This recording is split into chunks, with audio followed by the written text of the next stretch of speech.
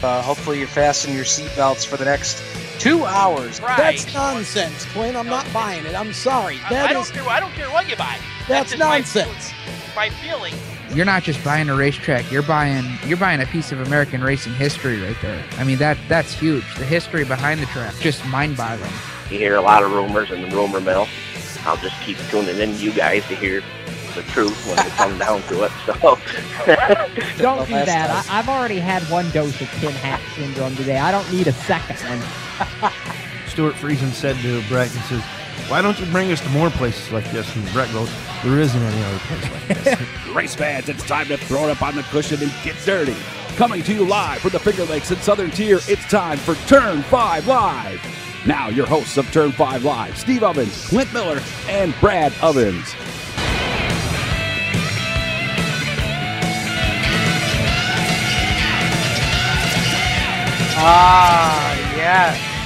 Yes. Yes, Clint Miller. I am up on the wheel, my brother. I tell you what, if that doesn't get you fired up about tonight's show, nothing will. I love it. I love it. Welcome in, race fans, to another fired up and exciting episode of Turn 5 Live here on the Performance Motorsports Network. Steve Ovens, Clint Miller, Brad Ovens. We've got Barry working behind the glass for us down in the PMN studios in Waynesboro, Pennsylvania, bringing you Turn 5 Live right here as we do each and every Tuesday night right here on the Performance Motorsports Network. Clint Miller, I don't know about you, but compared to last Tuesday, I feel like $1 million. Oh, yeah, there's no doubt. It's still lingering around in there, but let me tell you, man, it is nothing like it was. It's much better. At least I can breathe. Yeah, breathing is good. It's been kind of a weird week, leading up to the show. I know a lot of guys are busy. They're thrashing on those cars, getting the rebuilds done. And, a lot of guys, without some availability tonight. And for a little bit, I thought, well, I think we're going to toss around some discussion points during tonight's show. But I got to tell you, we got enough news to really crank out this entire show. You got the Chili Bowl firing up tonight. You've got the Winter Heat out at Kokopah that wrapped up this past weekend. We got a lot to talk about there. We're going to be bringing in Jacob Seelman and Tom Baker at different points in the show tonight to discuss Winter Heat, discuss the Chili Bowl, and we're also going to discuss, Clint, let's just say I went out on a limb on Motorsports Madness last night in my prediction for Shane Stewart in 2016. So got a lot of things to talk about, and I guess where we'll start tonight's show right off the top. I want to send a big shout out to Ted and Brandy White. Finally was able to wrap things up with them this past week, and I'll be taking the public address announcer and public relations director position at the Woodhall Raceway for 2016, effective immediately. We were able to get all of that buttoned up and announced this weekend. So really looking forward to that, Clint. This is, I posted it on our page here over the weekend. They said, Woodhall, are you ready? And I truly believe that we're going to do a lot of things this summer that's going to put Woodhall on the map as far as media coverage goes, and really looking forward to it. Well, if there's not to toot our own horn or anything, but the three of us have been, along with John Stewart, when it comes around the 100-lapper time, we've been pretty successful at promoting tracks and promoting drivers, and I think with you over to Woodhall doing the PR and getting coverage from us on top of that, I think that 2016 is going to be shaping up to be one of Woodhall's best, along with yours. And congratulations! I'm very happy that everything worked out for you. Yeah, there was a period of time, and I spoke to Chris Marquardt about it a little bit last week. There's everything was in such flux for so long, not knowing what was going on at BlackRock, and hoping that you'd have some kind of answer before the first of the year, and then when that didn't come, and then the news came that Mike wasn't going to be back, and as a track employee in the position that I've worked in this past year, you kind of have to know what you're doing for the upcoming season, and especially in public relations, now's the time to really start hammering out some things for the Speedway, and getting some news out, and certainly with Woodhull, the car show is coming up fast and furious. Going to be down here at the Arnott Mall, of course, as it is each and every year. But when you when you get that call from Ted White, saying we'd really like to have you with us for the season, that's a hard guy to say no to. So looking forward to the year, and actually today we can also announce congratulations out to Paul Harkenreiter, who was previously in that position. He has now taken a position with the Patriot Sprint Tour, going to be their series announcer and public relations media contact for the tour. So Paul landed on his feet, as we all knew that he would. So congratulations to him on his new position.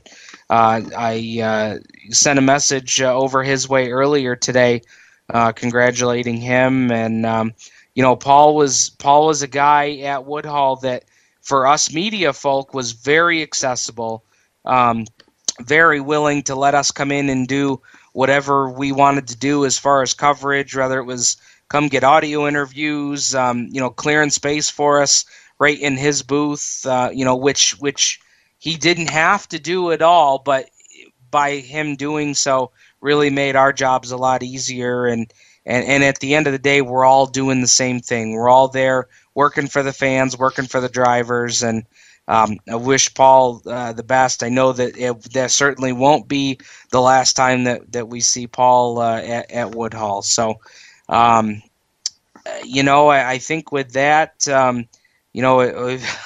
I couldn't even begin to try and list all the messages and emails that I've personally received over the weekend of folks that are excited for the race season, even though we're sitting here, Clint, on January 12th. Now's the time where we start looking toward the next season, and we're all chomping at the bit for something. I mean, look at how much the Chili Bowl has kind of taken over the internet as far as race fans and racing communities go this week. Everybody's itching to have something to hold on to. Well, it's like you were saying, it's racing. It's kind of the green flag, so to speak, all right, everybody else's season is just around the corner. This is just a prelude to what everybody else has going on, and it's such a prestigious race to open the season with.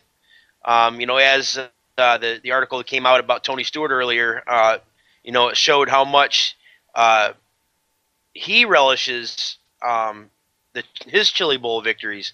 So, just to have that out there is, it's just we're ready to go. Yeah, that we are, and I want to remind the race fans listening in tonight. Be sure to go over to the Turn 5 Racing Podcast Facebook page, as we've got 2 questions of the night tonight, and I see a lot of people have already been chiming in on that, so you still got time to do that. Question number 1, if you won the $1.5 billion Powerball, what racing-related purchases would you make? And question number 2, who is your pick to win the Chili Bowl this weekend? So, Clint and Brad, you've got some time to ponder that yourselves. We'll be discussing that a little bit later on in the program. But race fans, if you hadn't had a chance to chime in on that, still got plenty of time to do that over at facebook.com/turn5podcast. Again, coming up on the show tonight, we're going to have Jacob Seelman here in our next segment. Here is we will discuss Chili Bowl as things getting kicked off tonight there in Tulsa, Oklahoma. The quest for the Golden Driller begins tonight, and we're going to go over some names that are going to be racing tonight. We're also going to talk Winter Heat as Shane Stewart, the overall champion for the Winter Heat madness out there at Yuma, Arizona, out at Cocoa Paw Speedway.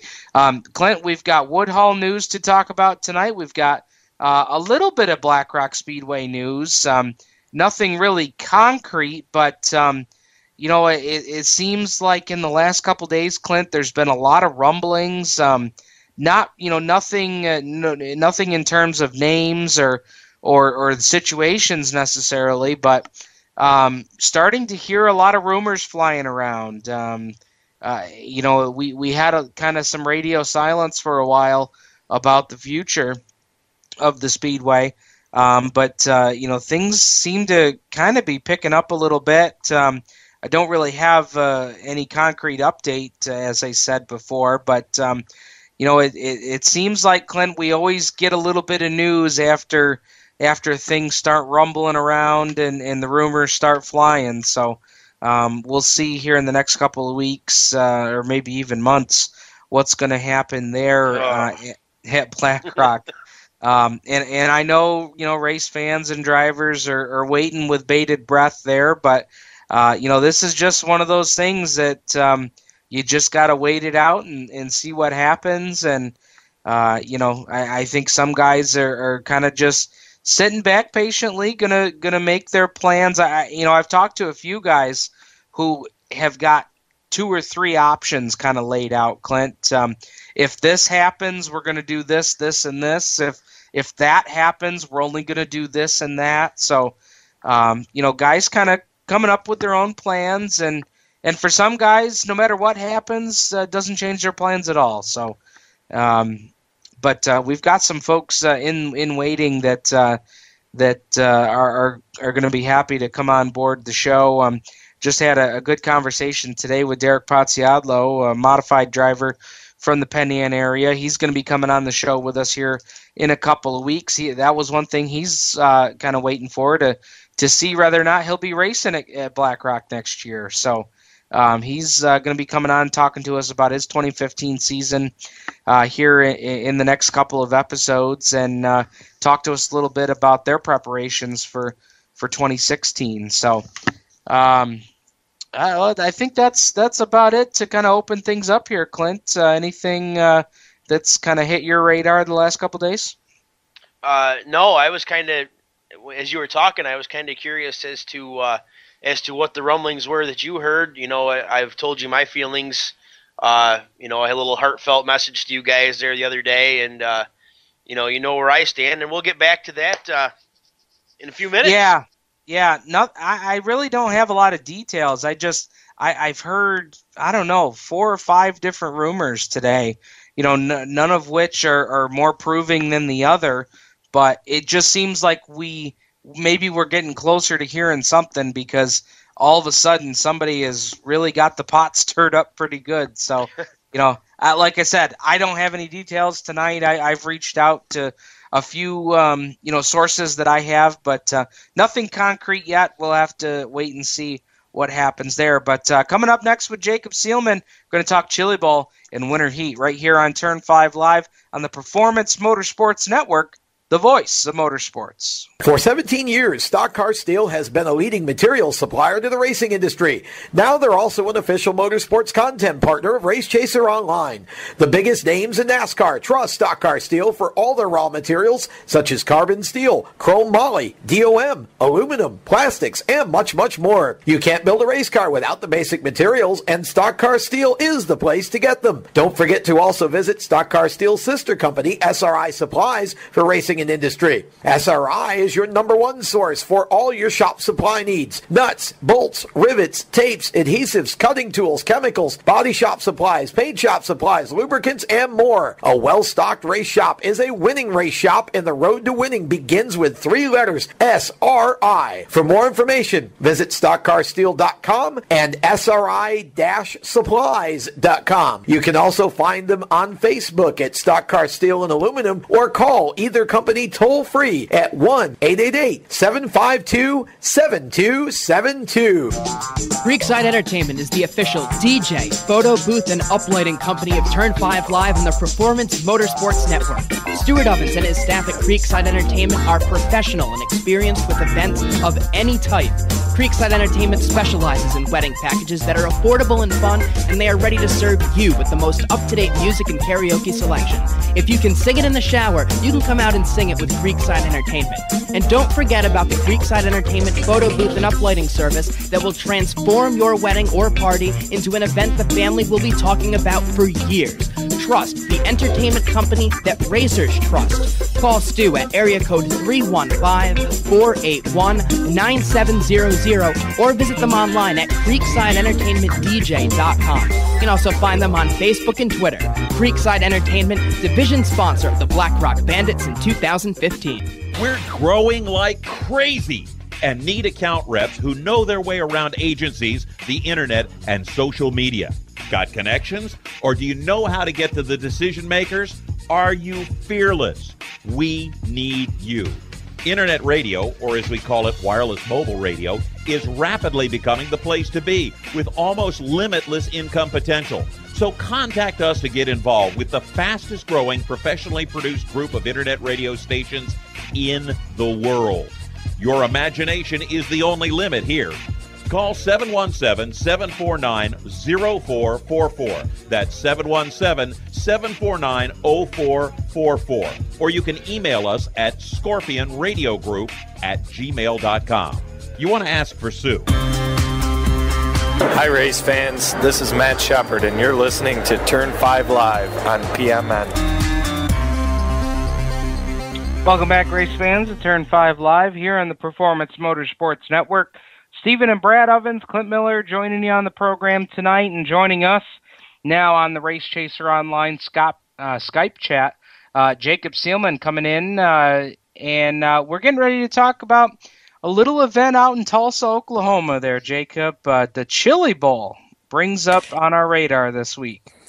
Yeah, it's my favorite event of the year, Steve. You know why? Because it combines racing with food. Who doesn't love that, especially on this show? Yeah, you said that. Whoa. Right. Yeah, guys, I went there. He did go there. I'm sorry, you're breaking up now, Jacob. I really can't hear you all that well.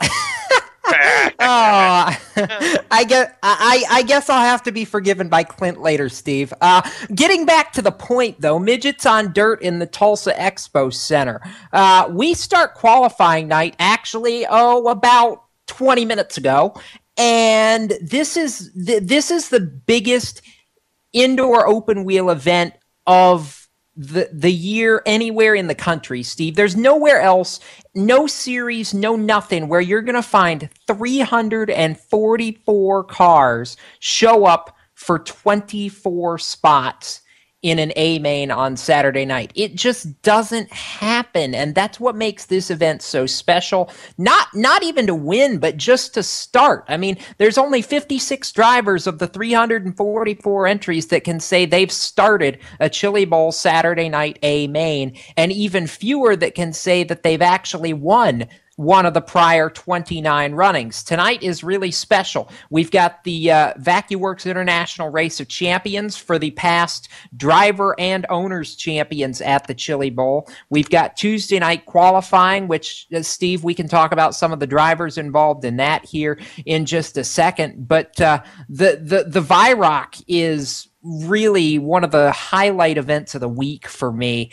And it's because you literally put not just the best of the best, but the best of the best of the best in a 20-lap shootout for all the marbles. Normally, this race has been on the Friday qualifying night, but they moved it to Tuesday last year, and it really worked as a huge kickoff to the action when you consider you've got Sammy Swindell, J.J. Yaley, Jerry Coons, Dave Darland, Chad Boat, Tracy Hines, Kevin Thomas, Tim McCready, Brian Clausen, Tanner Thorson, Casey Kane's back in it, Christopher Bell, Kyle Larson, Rico Abreu, and others. Swindell's won it 4 times. You've got Kevin Thomas, who's in Kevin Swindell's race, 4-time race-winning mount, and I don't know that you can really pick a favorite in a field of favorites. I mean, you look at everybody in this field, Steve, normally these are the guys we're talking about making the Saturday A main, and now you're going to give them about a third of the laps and tell them, oh, by the way, go for $5,000 and a trophy. Yeah, it's on. Oh, yeah. I mean, this is almost, not all of these guys will make it through to the A main on Saturday, but I mean, this is your Saturday A main. I mean, this is your all-star race on Tuesday night. Oh, yeah. I mean, yeah. That's big. It's huge. It really is big. And, Sammy's been the king. He's the defending winner of this particular event. And, going all the way back to the inaugural one in 2009. I mean, Brad Loyette won it in 2010. You had in 2013, Kevin won it in the 39, and Kyle Larson punched his ticket to win it 2 years ago. So, the best of the best are the ones that have won this race. The question is, do we see a 5th different winner tonight? I say yes. I think Christopher Bell breaks through to win the race tonight, but it's anybody's guess. Now, going on to qualifying, though, Steve, you got to consider we've got almost 90 cars going for one of the top 3 spots in the A main tonight. Only the top 3 in tonight's 25-lap A main go automatically to Saturday night and the pole shootout. They've got a new format for that we can talk about here in a couple of minutes too. But I want to run through a few of the names, and Clint, I want to hear kind of your thoughts, because a few of these names are familiar to all of us here. I mean, when you look at guys like Chase Johnson, who's been in with the World of Outlaws some. You've got Kevin Thomas in Kevin Swindell's car. You've got Alex Bowman from the NASCAR ranks. You've got Kid Larson, who's qualifying tonight. You don't have Larry White in Tuesday night's qualifying lineup. He comes later in the week, but I know that's one of the names that you guys are really, really watching. Yeah, you're right about that, Jacob. Actually had some video footage. Somebody took him during warm-ups today during practice, or maybe it was last night. It was last night, I guess, and he looked really good out there. Of course, you're talking around here, Tim McCready's out there. So, what we heard today that Kevin Swindell's mount, blew a motor, and Hefner Racing out of Pennsylvania came up with a motor for them to use for the rest of the week. So that was able to help them guys out. I look for big things out of him. I think he's got a chance to pull off the upset. So, yeah, there's a lot of things going on. Yeah. You talk about some local guys. I want to throw in there Ashweekin Speedway owner and promoter. Glenn Steyer is going to try and qualify tonight. I saw that, Steve, and I was my eyes got really big. I was like, oh, now this is something that you don't normally see. Yeah, and Glenn is out there with a formidable team out there. He's got a few guys out there racing as part of that team. So certainly you want to follow those guys, as we're real familiar with those guys here in the Northeast. But so you talked about some of the numbers. 90 some odd cars tonight going to try and qualify. Jacob, you look at. This was the list as of December 30th, but this was just some of the number breakdown. At that point, they had 335 entries. The drivers were from 236 different cities, 24 states, 5 countries, and it's also made up of 69 rookies. 54 guys, as you mentioned, started the A main, and 8 previous event winners. So. This is all going to funnel down before Saturday night, but we got to go through the qualifying tonight.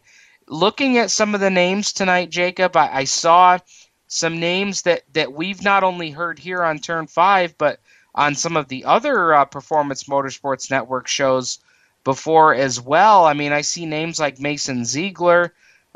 We've got, Joey Saldana, Sam Haferteep Jr. in the field tonight. Is there anybody to you that stands out tonight that wouldn't really surprise you if they were in that top 3 tonight? One Kevin Thomas Jr. notwithstanding. Okay.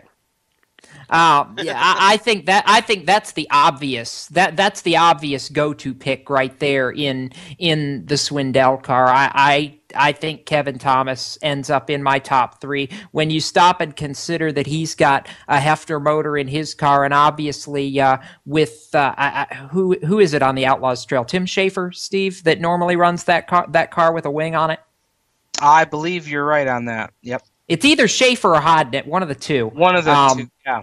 But when you consider how good that car and that team is in Pennsylvania, for them to be the benefactors to step up and give KTJ and Kevin Swindell a backup motor to be able to run the rest of the week, they automatically go in my top 3. I don't think he wins it tonight. I think that honor goes to the guy who actually won the opening qualifying night a year ago. Kyle Larson is going to be my pick to win tonight's A-Main, but I also think you're going to see a surprise in that top 3. And I went back and forth about this for a long time, and it's hard to believe I'm calling this guy a surprise, Steve, but I think that I'm going to go out on a limb and say that Joey Saldana actually finds a way to get through the melee that is tonight and finds a way to make that top 3 and make the A-Main on Saturday night. I think he's going to be my surprise pick. I say that because, we know he's used to the sprint cars, but this isn't something that he does regularly, though when he does it, he seems to often be pretty good. But I think Saldana's my dark horse tonight. I really do. I want to go back. You mentioned, Kevin Thomas Jr. driving Kevin Swindell's car. Prior to hearing the announcement of him being in Kevin's car, I'll admit that I didn't really know a whole lot about Kevin Thomas Jr. and at least his name hadn't been on my radar in the past. Do you think it's going to be easy for him to jump into that car? I mean, we know how well that team and car has performed throughout its history. Do you think it's going to be easy for him to just slide right in and take it to the front? Absolutely, yes, I do. Kevin Thomas is a name that, while he may not be extremely familiar in Northeast dirt circles, any dirt fans from out in the Midwest with the USAC ranks, especially the USAC National Sprint Car ranks, know this kid and know how good he is.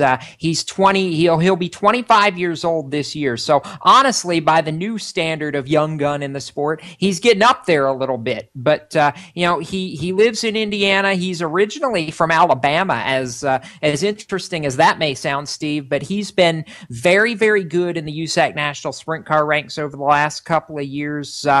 He's multi-time winner at Hobstadt Speedway or Tri-State Speedway in Hobstadt, Indiana. I'll get it right eventually, but he's been hooked up with Keith Coons a lot over the last couple of years and has really been able to hone his craft. And you and I both know that anybody that hooks up with Keith Coons for anything is eventually going to be competitive. And while you're in one of those cars, you learn how to win races. He's done that. He's gotten exceptionally good over the past couple of years, and he's won in just about every car he's set foot in. So no, it's no surprise to me that he's been fast and finished in the top 3 of his heat as well tonight.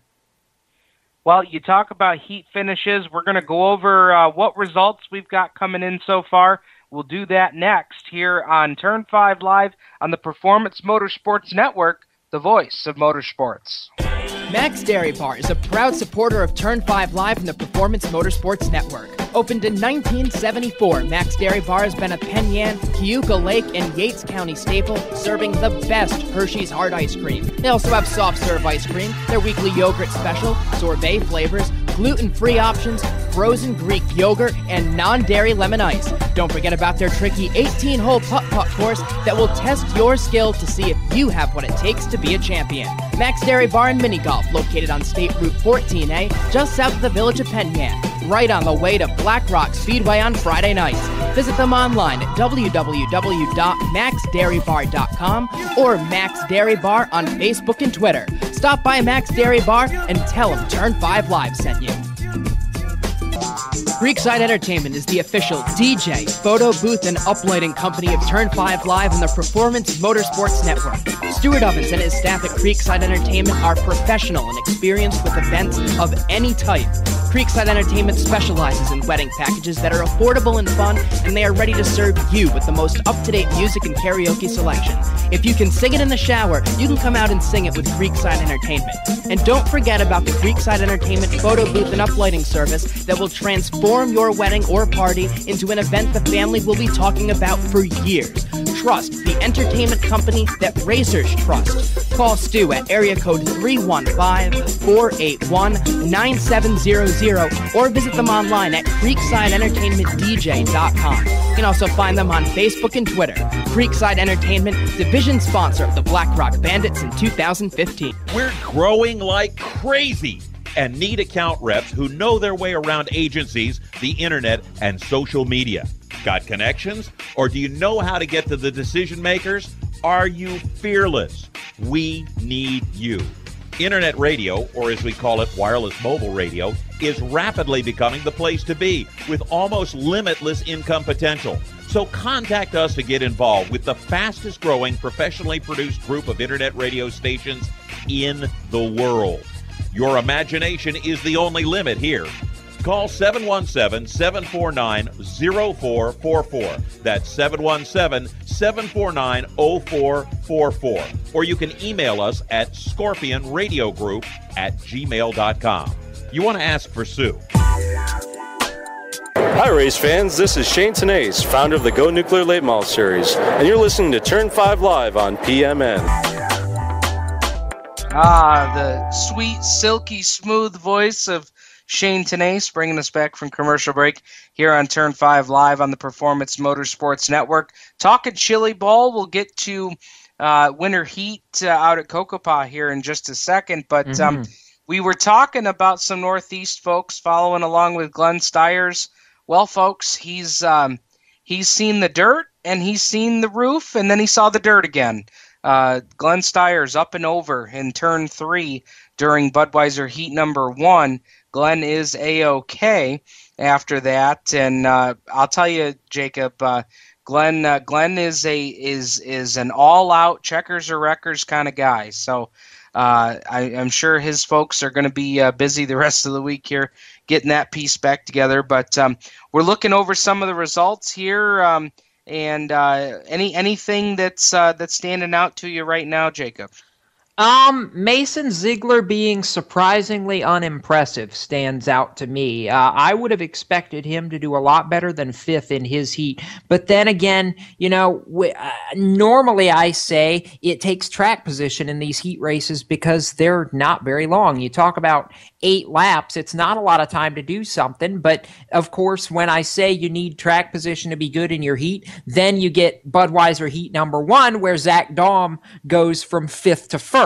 So, for every rule, there is an exception. And in fact, none of the pole sitters tonight have won their heat as of yet. Daum came from 5th to win his heat. Paul White came from 3rd to win Budweiser heat number 2. And Spencer Baston came from 3rd to win Budweiser heat number 3. Baston, one of the regulars out of the Lucas Oil Power Eye National Midget Series. So, and I believe going full-time racing with Keith Coons in 2016 as well, from a lot of rumblings that I've heard. I know there's not been a final driver lineup announced out of that stable yet, but a lot of people have Baston pegged as one of Keith Coons' new hires for 2016. So there's that. And, Steve, a name that's always good at the Tulsa Expo Center because of the Tulsa shootout for the micro sprints, Michael Facento was disappointing to me in Heat 2, only finished 5th Smith as well. So,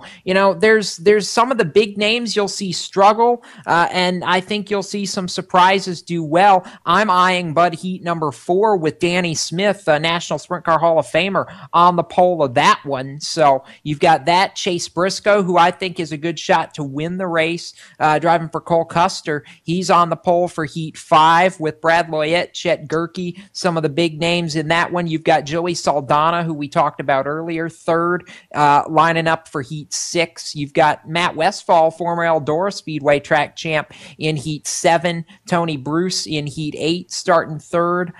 Kyle Larson gonna have to do it from the tail, by the way. He starts tail end Charlie in Heat 9. So any Young Money fans, he's got a long way to go, but Clint, I think it's going to take him about 4 laps to go from 7th to 1st. He's that good.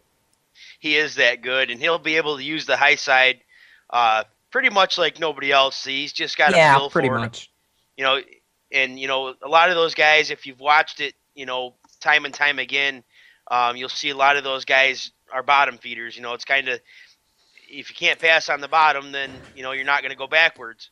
But there's a couple guys that can make it work on top, and Larson's one of them. You've got some results coming in here. Heat 4 results, Jonathan Beeson. We talked about Larson having to come from the back. Well, that's what Beeson did. He started in the 8th spot, took home the win in Heat 4. Danny Smith started pole, came home 2nd.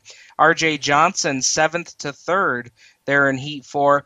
Tyler Brame started outside pole. He took the win in Heat number 5. Then it was Chet Gerke and Chase Briscoe in that Cole Custer ride who had started on the pole.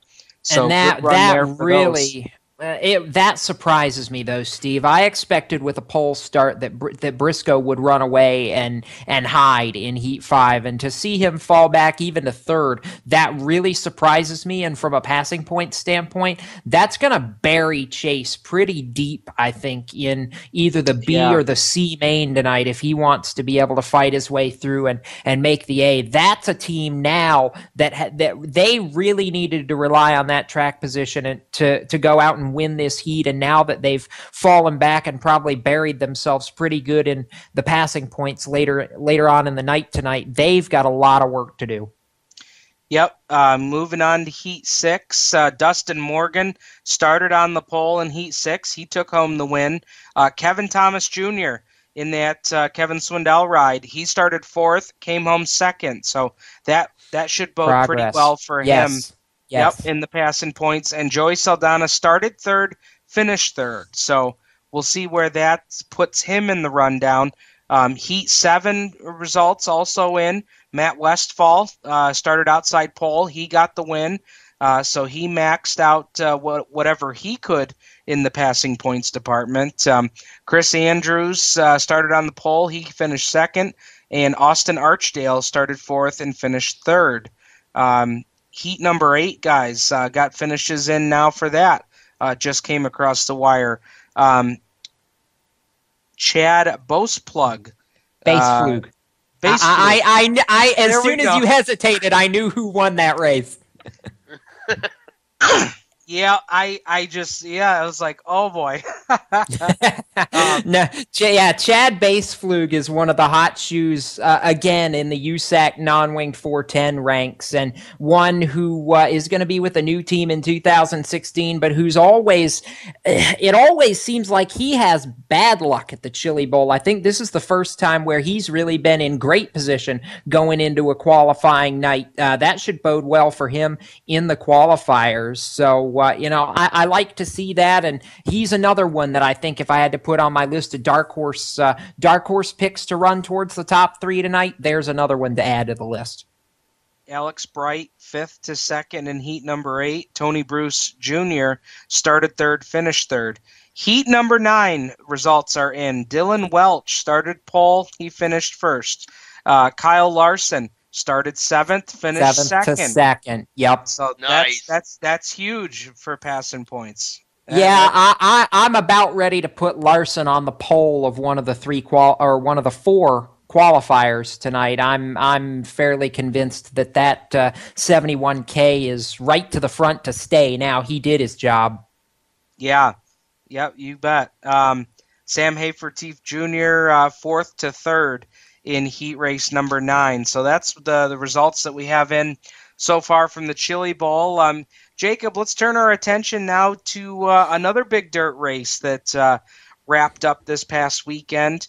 Winter Heat, the Winter Heat Showdown out at Kokopah, and boy, Shane Stewart, boy, did they send a message this weekend. Shane Stewart is not messing around, and to win nights 3 and night 4 and then finish strong on the final night of competition to do what he needs to do and claim the overall event championship. Danny Lasowski, the inaugural champ from 2015, actually won the final feature, but Shane Stewart was nothing short of brilliant. I mean, this is a team that is building off of everything that they learned in the latter stages of 2015 on the World of Outlaws schedule, and basically going to town and telling, that this message to the rest of the field, Steve, is catch me if you can. The one thing we don't know is the 2 versus the 15. Because Donnie Schatz did not race at the Winter Heat Showdown. He is still in Australia making some things happen. Yeah, winning, as Clint says. That is absolutely 100% correct. So when these two finally get back together and actually are able to go head-to-head, I think only then are you going to see exactly what the picture is and which of these two may well come out on top for a long stretch in the 2016 season. But as far as points for the Winter Heat, Shane got it by 8 points over Dale Blaney, who was very, very consistent over the whole week. I think he had, I want to say, all top 5 finishes for the most part. And, Shane finished 7th on the final night to steal the crown. So it was, Dale did everything he could, finished 4th in the last day main while Lasowski went to victory lane, but it just wasn't enough. And Shane's drive on the final night to take the crown, Steve, nothing short of incredible. He started 19th in a 24-car field and drove all the way to 7th. I mean, it's not like he didn't have a good car. Arguably, if he'd had another 10 laps, he probably could have gotten into the top 5 and been right there with Blaney at the finish. And I think that is where that team has sent the message. It seems like they've kind of, laid down the gauntlet that when we start at Volusia, they are primed and ready to make an attack here. And, I think that for those guys, they've got a full season under their belt. You can't take anything away from their efforts this past season. I mean, that was their first full effort at it. Yeah. And to come home second to a guy that won over 30 races, I mean, that's not a bad effort. But as we get ready to wrap up this segment, Jacob, I'd turn to you and see if you have any pick to offer us for the Chili Bowl A-Main Saturday night. I'll stand by what I said tonight. Not only does he win tonight's A-Main to lock in, he wins Saturday night's A-Main and finally gets the monkey off his back of, either second or crash out before the finish. Young money Kyle Larson gets it done. And I want to throw in one more tidbit that's not Chili Bowl related, but it just broke about an hour ago, Steve. We've picked up another commitment car for the World of Outlaws in 2016. Soon-to-be 18-year-old Clyde Knipp out of Missouri is going to be tackling not every race, but the majority of the 2016 schedule with the World of Outlaws. Got confirmation from Carlton Ramers earlier today. His high school schedule wrapping up here the first couple of months is going to keep him from doing the Western Swing in March and April. But once you hit May, the Midwest and back on the east side, that number 13 car will be with the tour the rest of the way. And I know the Outlaws are very excited about that. That's one more car to add to the mix and, just give that field a little bit more strength to stand on this year, because I know we've been a little worried about that. Yeah, and that was something that we talked about here just a couple of weeks ago. not really knowing how many cars we were going to have, and would we have full fields at all the shows. And so that's definitely good news. Appreciate the info there, Jacob. And I know that we'll be talking to you a lot more as this off season presses on. Absolutely right, guys. Looking forward to it. All right, Jacob Seelman, managing editor for RaceChaserOnline.com, joining us on the program tonight, talking Chili Bowl and winter heat. And Clint and Brad will talk a lot more Chili Bowl. On the other side of this break, you're listening to Turn 5 Live on the Performance Motorsports Network, the voice of motorsports. You own a performance car and you know how to drive, but you want to learn real performance driving. Well, Bunky, get that car off the street and onto the track. Summit Point Motorsports Park, the Mid-Atlantic's premier road racing facility, located just over an hour from D.C. in nearby Summit Point, West Virginia, is the place to go. And you'll find that Friday at the track is going to give you what you need. For less than a monthly car payment, you can attend this regularly scheduled one-day instructional event in your street car on one of Summit Point's 3 world-class road racing circuits. You'll receive classroom instruction, skid pad instruction in their cars, including front and rear skid control, and 4 20-minute in-your-car instructional sessions from a professional instructor. Have fun, go fast, and really learn how to drive. Call 304-725-8444 for class schedules and details. That's 304-725-8444. Friday at the track at Summit Point Motorsports Park. Green light. Hey girl, school zone. I'm getting hungry. Car changing lanes. You want to meet me for pizza? Stop sign. Intersection clear. Yeah, street. Pizza sounds good. Ball in street? Girl in street! It's hard to concentrate on 2 things at once, like texting and driving. Stop the text, stop the wrecks. How will you stop texting and driving? Tell us at stoptextstopwrecks.org. Brought to you by the National Highway Traffic Safety Administration and the Ad Council. Here's an important message from RAD and this station.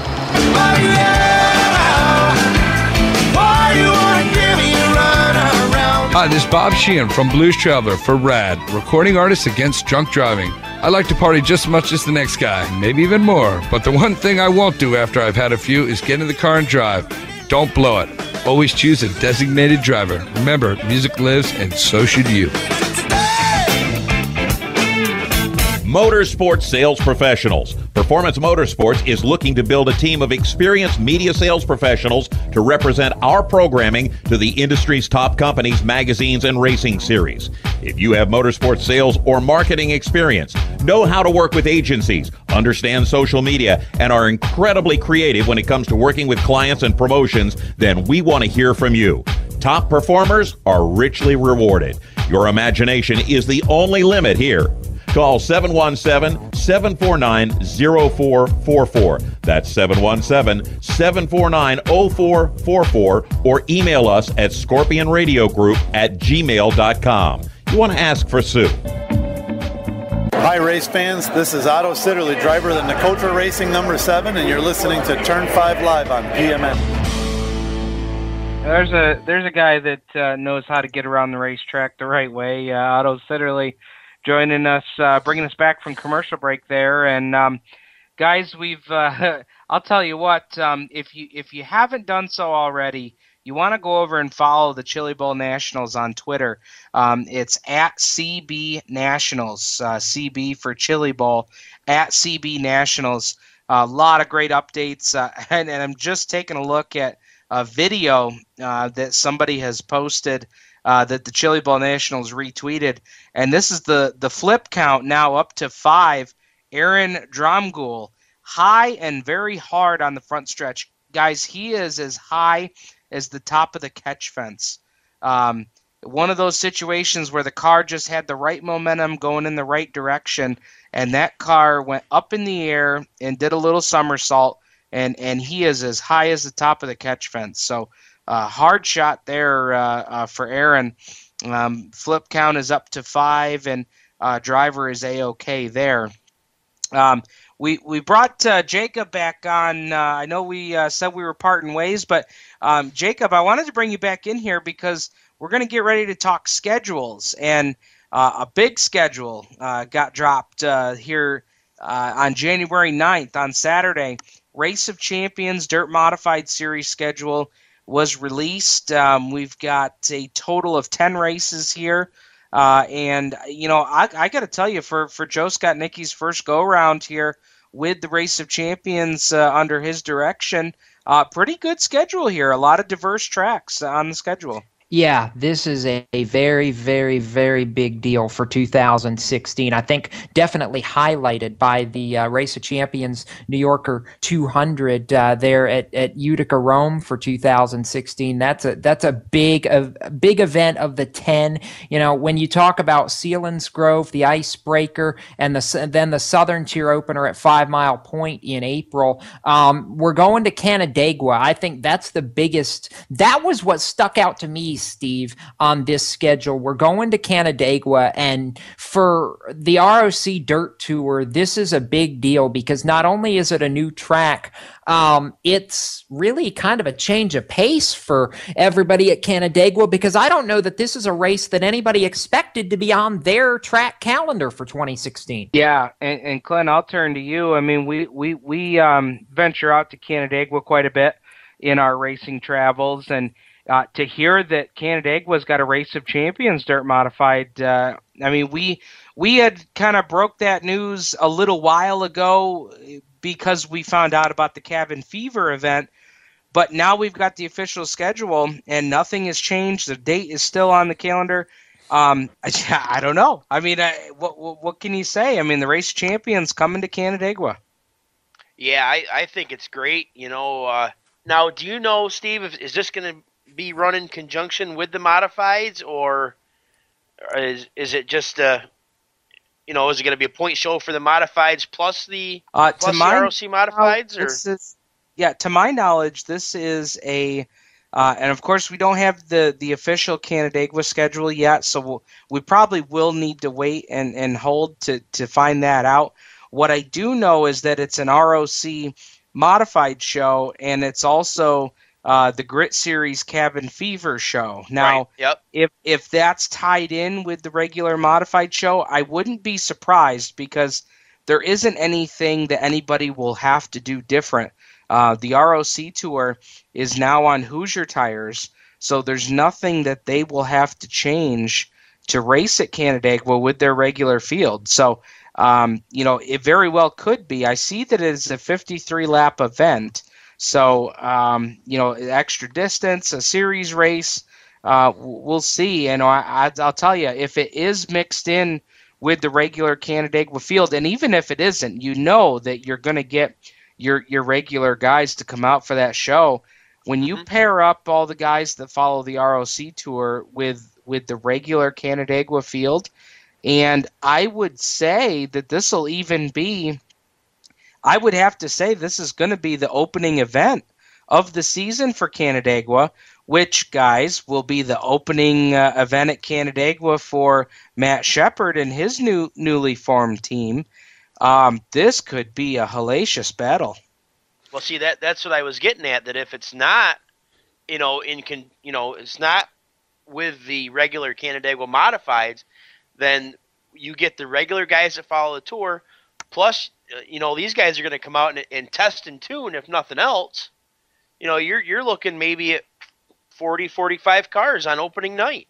Yeah, I'm not going to deny that, Clint, which is what's really going to make life interesting here. And I think it's going to make it that much more fun because, you talk about depth of field, and I don't know that that's something that we always, Steve, get in a Race of Champions field. So to be talking about the fact that we could potentially have 40 or 45 cars and, some of the names that we normally think about seeing in this event, that's going to make it even that much bigger and that much more impressive to be able to win. Yes, it absolutely will. And, I'm looking forward to that. I always look forward to that Cabin Fever event for the sportsmen, but now you really crank it up, another notch with the field of modifieds you're going to have that night. And honestly, it's early in the season. If you're a race fan, not all the tracks will be opened up at that point. So if you're a race fan that,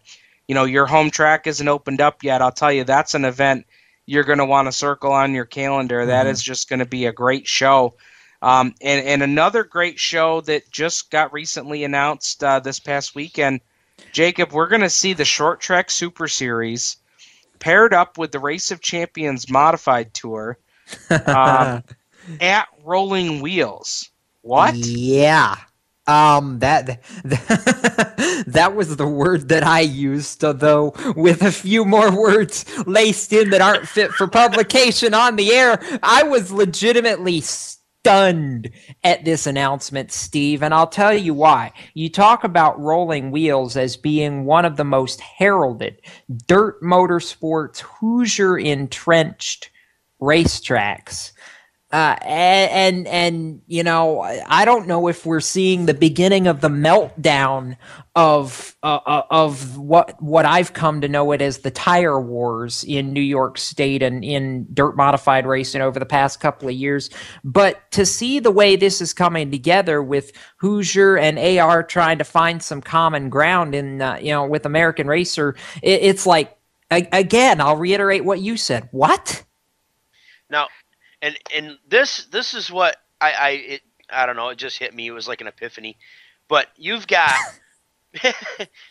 Brett Deo, who is arguably one of the best promoters going right now, paired along with Scott Nicky in his first year running the ROC, paired with Glenn Donnelly, who is arguably the legend when it comes to promotion and all coming together for one night. I mean, what are the limits with this? Yeah. I don't know that there are any limits, Clint. I think the sky is the limit. I'm also impressed that you knew what the word epiphany meant. I was lucky. Well, guys, I'll tell you what's so great about this show. I read an interview that Brett Deo did talking about Glenn Donnelly and how it was Glenn who called Stuart Friesen, who, Friesen and Brett Deo worked together on a lot of promotions. And, Glenn Donnelly called Stuart Friesen and said, please fill me in on the Short Track Super Series, what you guys are about, what you do. And, that's how this was born. And Brett Deo talked about the fact that growing up as a youngster going to Orange County Fair Speedway, how Glenn Donnelly was, he was the guy he was steering the ship for dirt and for Orange County at the time. So, for those guys, this is really, a great match. Really, putting all these guys' hard work together to put on a great event. And although I don't think you're going to see, 3 or 4 of these, ROC Short Track Super Series match races the rest of the season, I do think, guys, this opens the door, and they talk about it. It opens the door of communication between the two series because, there's no reason why everybody can't have a little piece of the pie as far as scheduling goes and making sure that, okay, we're not conflicting there, or hey, here's an opportunity for us to work together at Rolling Wheels to bring in, Clint, we went to a race at Thunder Mountain where they had 72 cars, and that was just for the Short Track Super Series. Imagine the kind of field you could potentially see at Rolling Wheels on July 13th. Well, oh my God. Yeah, because you got, not only do you have the Short Track Super Series and the ROC, but you're going to have, this is Rolling Wheels. This is another king thrown into the court, because you're going to have guys that don't normally follow either series per se going out and run Rolling Wheels. Why wouldn't you run Rolling Wheels, the fastest track and dirt? That oh, by the way, is probably, they haven't officially announced it, but if Glenn has anything to do with it, there's going to be a push to put it on TV as well.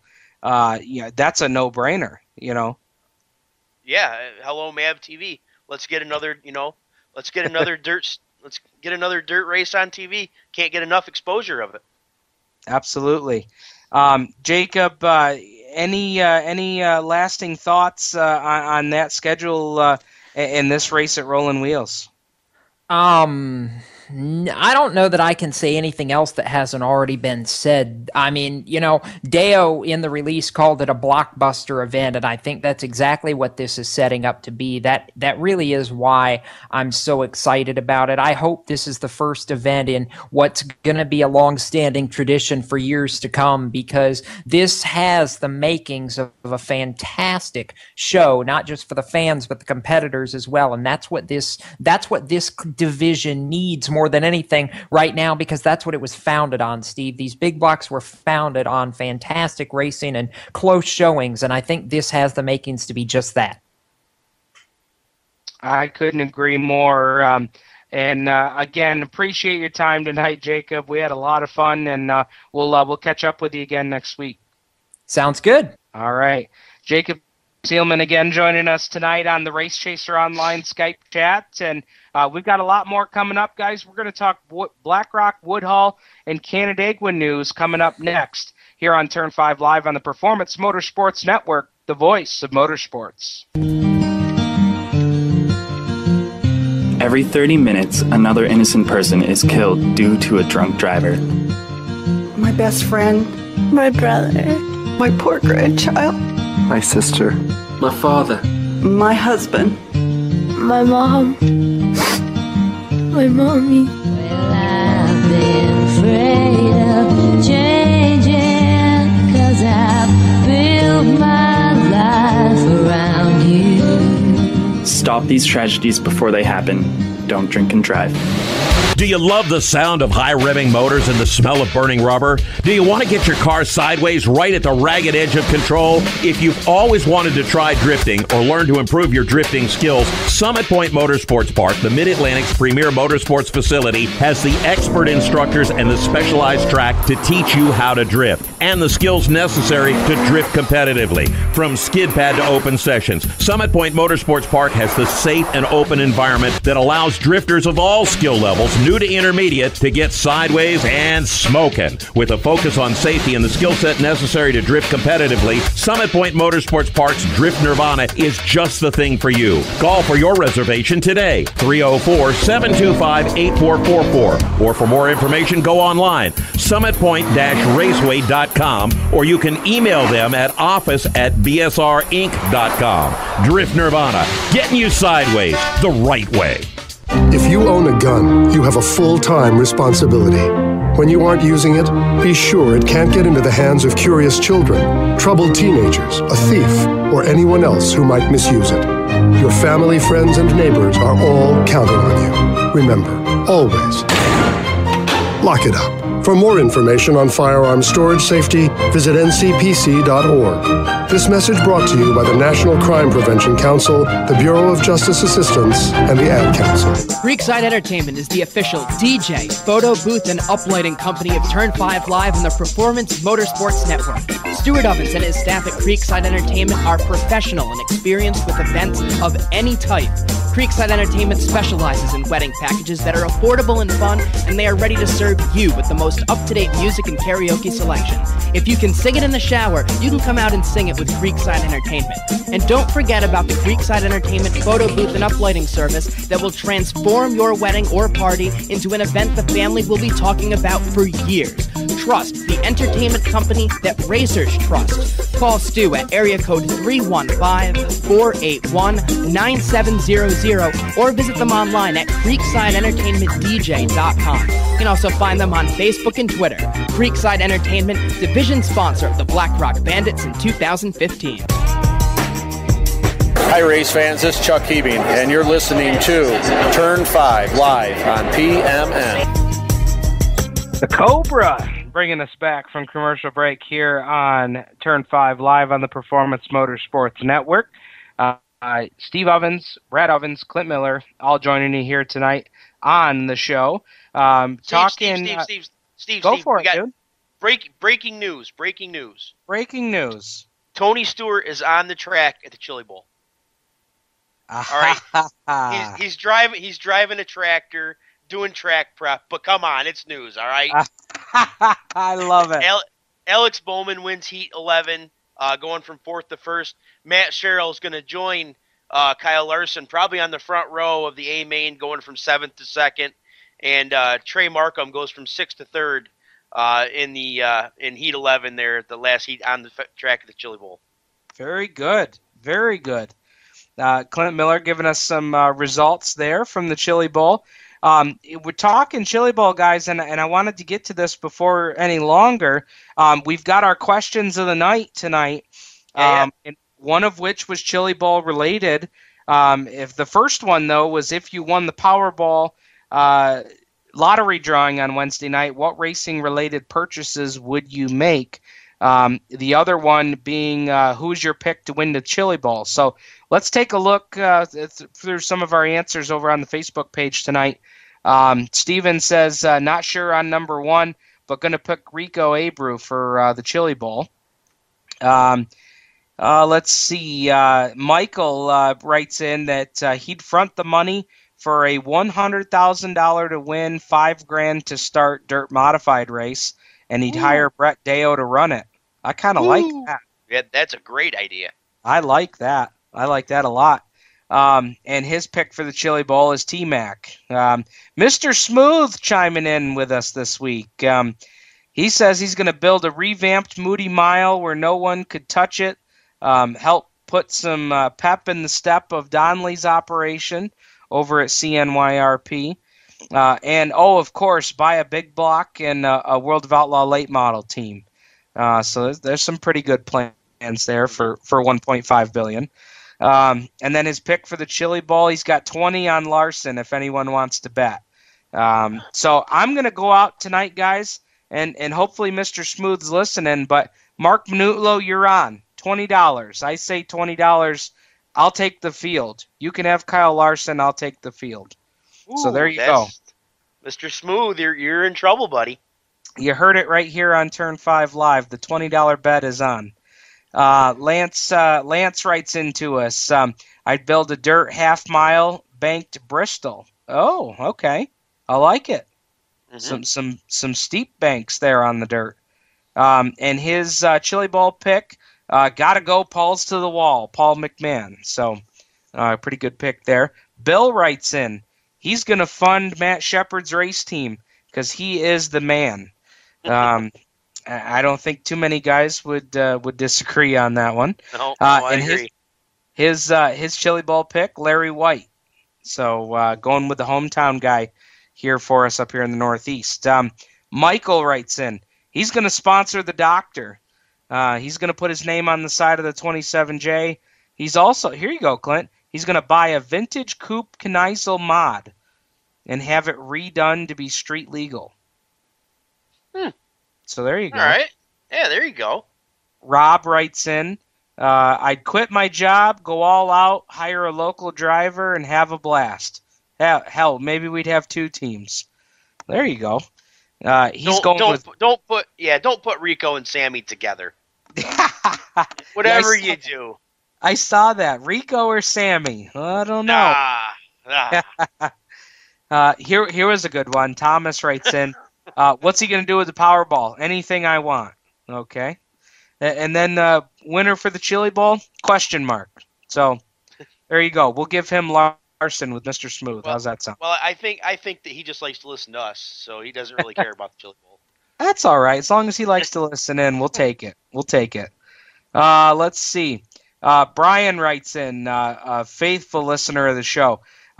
What's he going to do with $1.5 billion? He's going to buy CMP and put a dome over it. I like it. I like it, man. I mean, if you could go to the races and know that you're not going to get rained out, all right, I'm in. Yeah, I mean, I've always wondered if you could put just a large pole barn. Doesn't have to be a dome. Just put some sort of pole barn up just so the track doesn't get wet. I would think that at least in our area, with all of the great folks of the Mennonite community, we could make that happen. We could. I believe I have 100% agreement with you. And then, of course, Brian's pick for the Chili Bowl. I'm guessing by the word he used before his pick, he's not a fan of this guy, but he says Larry White, 99L. So I think maybe based on his answer, maybe he's not a Larry fan, but I don't know. We'll have to see if he messages us. Hey, Brad, are you with us, buddy?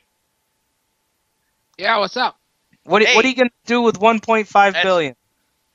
1.5 billion.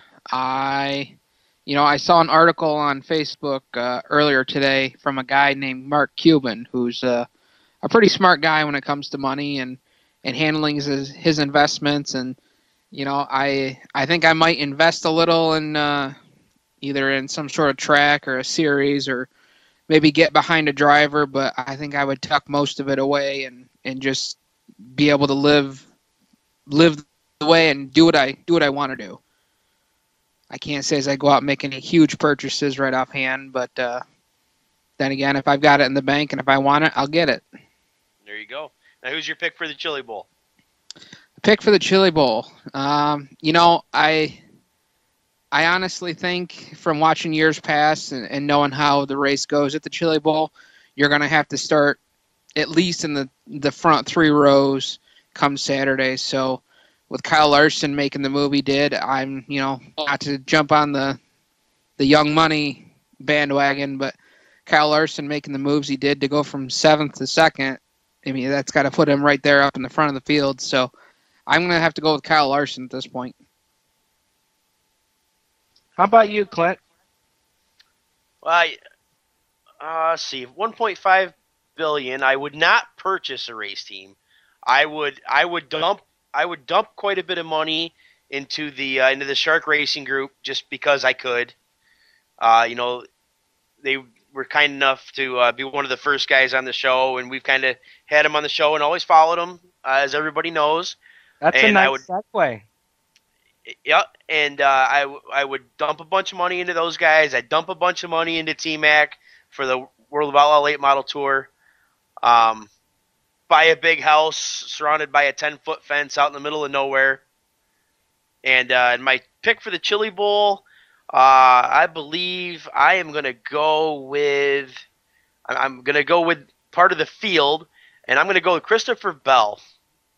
Good pick. Good pick. All right, man. What do you got? Well, if I had the 1.5 billion, and thank you to the Pennsylvania State Lottery, I do have a $2 ticket into the pool. So we'll see what happens with that. But if I took the 1.5 billion, I would absolutely dump. I'd probably take a couple million of that, and I would go to all of the dirt tracks in our area and dump a little bit into every one of them. I feel like there's so many tracks that we're so lucky in our area to have all the tracks that we have.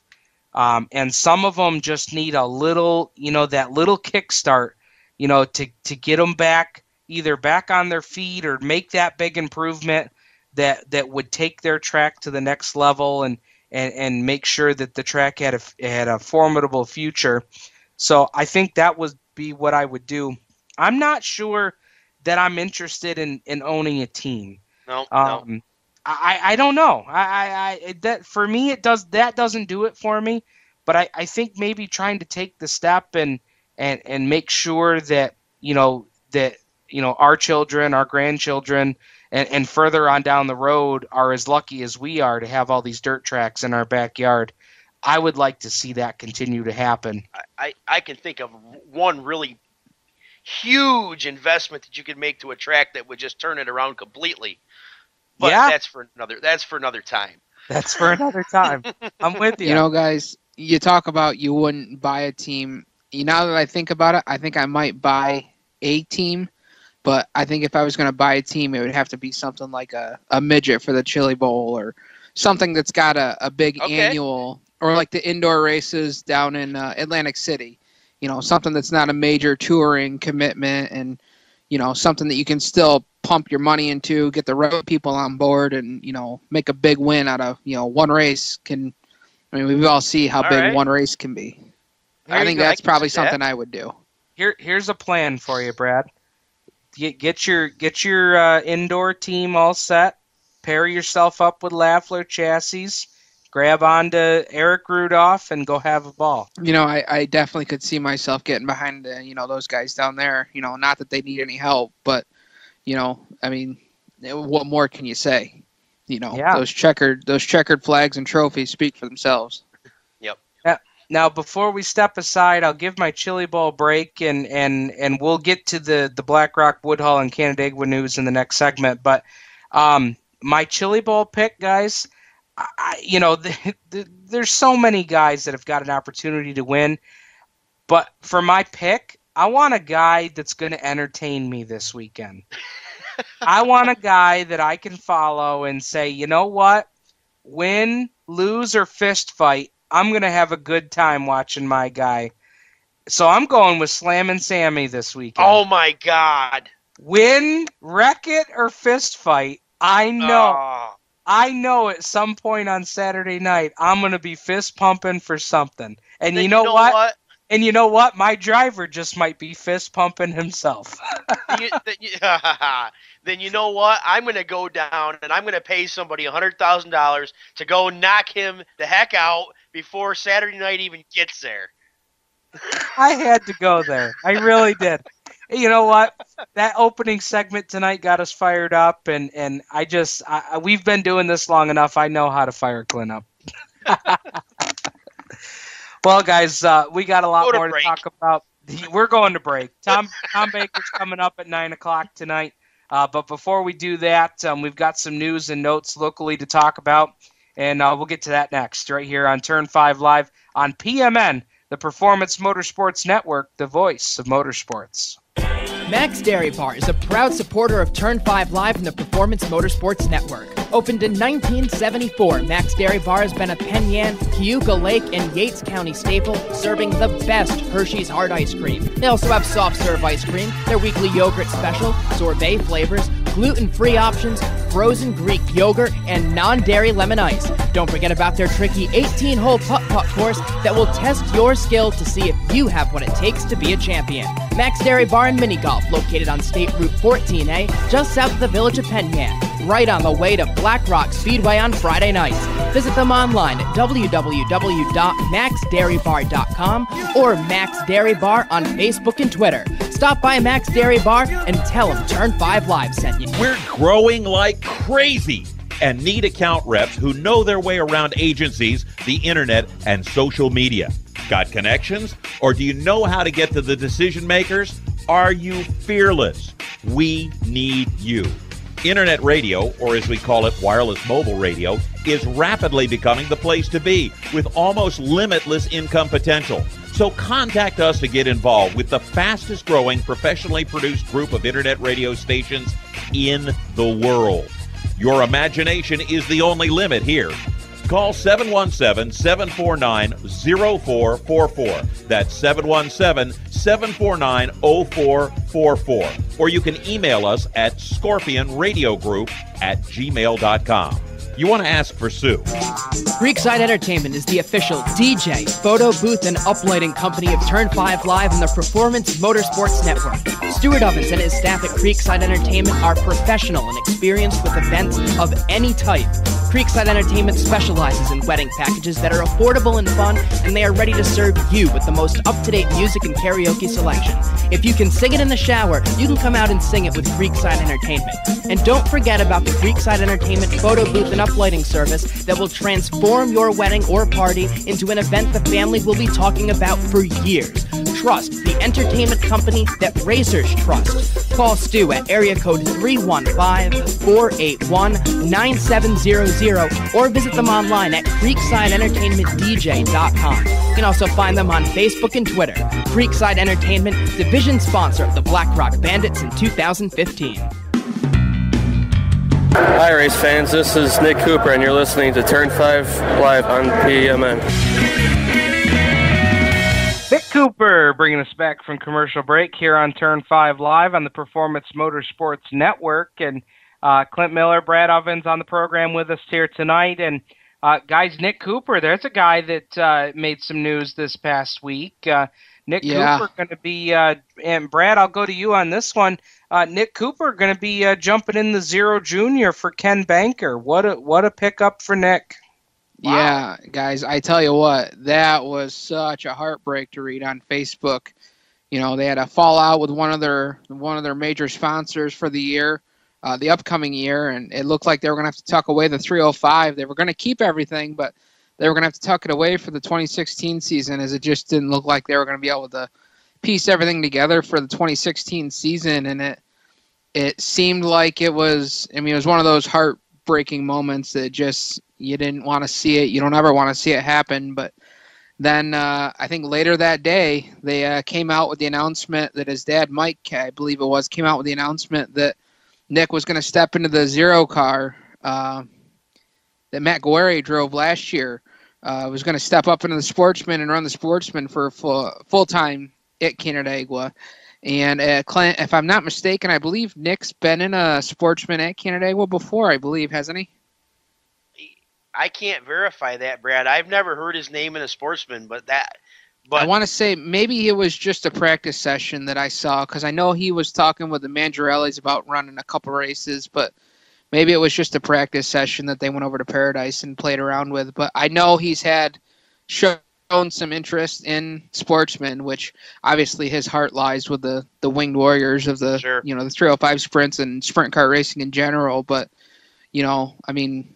Talk about a lucky break, and obviously the kid deserves it. I mean, he's been fast in everything he's drove since the days in the 600 micros all the way up to the 305. So I think it'll be a good experience for him, but I think it's going to throw a pretty hefty learning curve at him.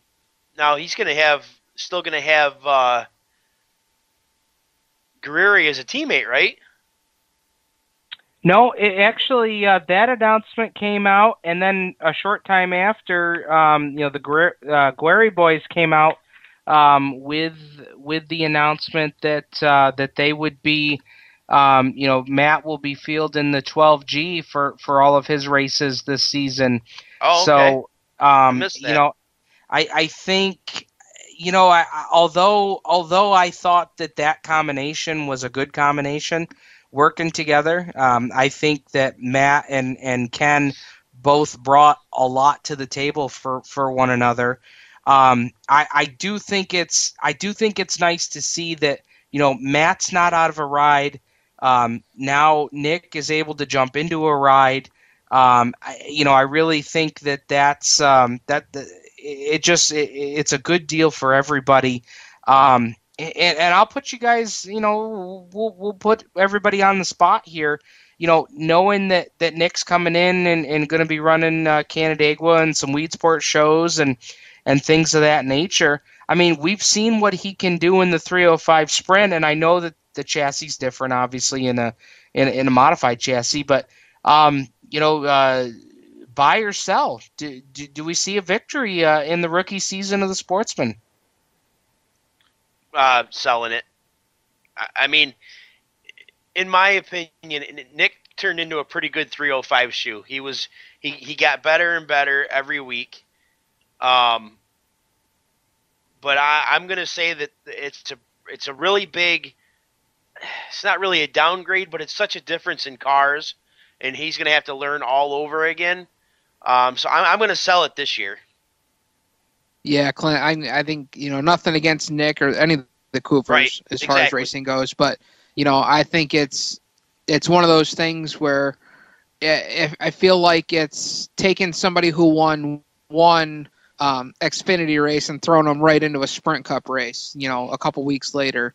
It's such a big learning curve, and, you might see them if they go and run some of the not the futures, but I can't think of the name for the intro Sportsman class at Canandaigua, but I can't imagine with his experience on the track that they would go into that. So I think he's just going up against a really stacked field with all the Guerreris and the Ridleys and just everybody that runs weekly over there.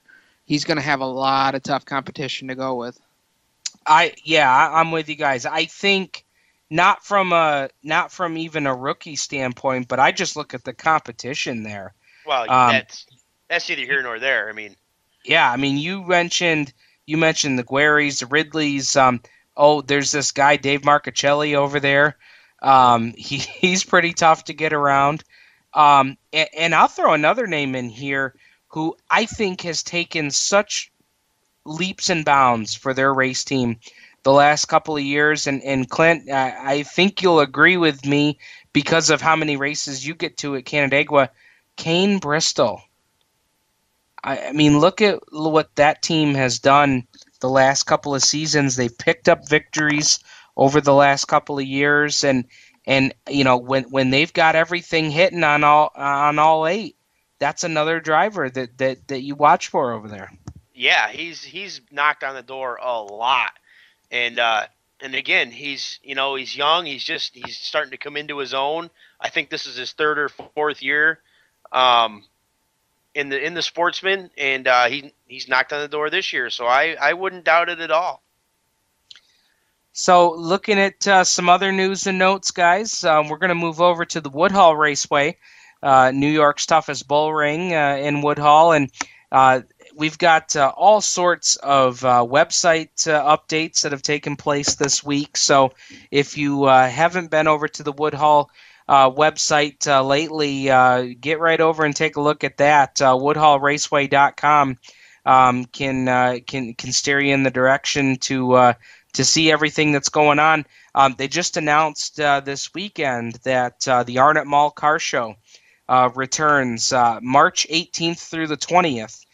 Friday, March 18th will be the move-in night on Friday night, as it is always. And there's a nice event for the racers and teams that come out to move-in night. We're not ready to put that out to the public just yet, but know that there could be something coming down the pipeline as far as move-in night goes here in the near future. So be on the lookout for that. Also, car show, Saturday, March 19th, Sunday, March 20th. And guys, for the first time in years, the pit stop competition returns to Saturday night of the Woodhull Car Show. And I'll tell you what, guys, I told you about this last year. I couldn't wait to be able to bring that event back. I am so looking forward to that. Yeah, I can remember doing it, and I don't know. I can't even remember what year it was. I think it was 97, 98, maybe. Go ahead, Clint. Date yourself. How many have you been in? I've only been in one. I've honestly only been in one. I've watched a lot of them, but I've only been in one, and that was the late 90s when when Black Rock and Woodhull had separate shows, and they both got 80, 90, 100 cars. And I can remember changing the right rear tire on Dale Welty Superstock one year. That was tough to do. Yeah.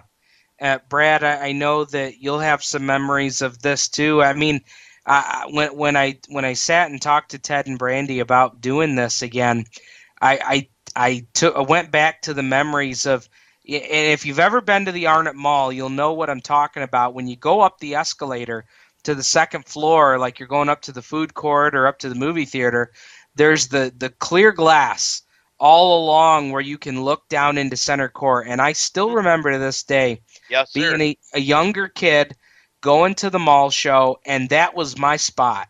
A lot of guys like to be right down in front to see what was going on, but my favorite spot was to get up there on the second level and look through that clear glass and watch these guys. I mean, Dale Earnhardt, back in the day, they had a crew called the Flying Aces, and I know that our dirt guys weren't quite at the level of the Flying Aces, but for one Saturday night in March, they were the Flying Aces. And I'll tell you, one memory in particular, if I can share one memory in particular, I remember it came down to the very last group, and I believe the group was made up of, I believe it was Steve and Sean Brace, and somebody else. I don't remember the other person that was with them, but I'm pretty sure it was one of the Brace boys was on that team. And it came down to the last group. The crowd was going nuts.